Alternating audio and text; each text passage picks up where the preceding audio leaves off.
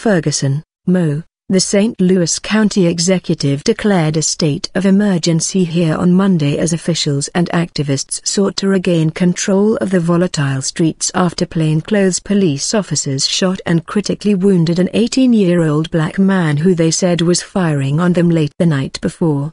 The police said the man, Tyrone Harris Jr., was among two groups of young people who exchanged gunfire near peaceful protests late Sunday on the first anniversary of the death of Michael Brown, an unarmed teenager who was killed by a white police officer in Ferguson.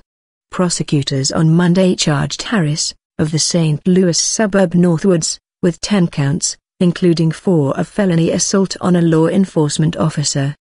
The declaration of a state of emergency by the county executive, Steve Stenger, empowered the county police force and its troop commander, Chief Jon Belmar, to oversee police operations in and around Ferguson, where police units from surrounding towns arrived on Monday to bolster efforts to maintain calm. Gunfire on the fringes of demonstrations commemorating Brown's death, which set off looting, arson and confrontations with the police last year, unnerved residents and demonstrators over the weekend.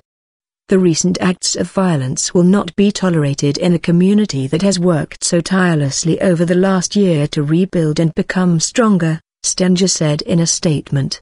Chief Belmar shall exercise all powers and duties necessary to preserve order, prevent crimes, and protect the life and property of our citizens.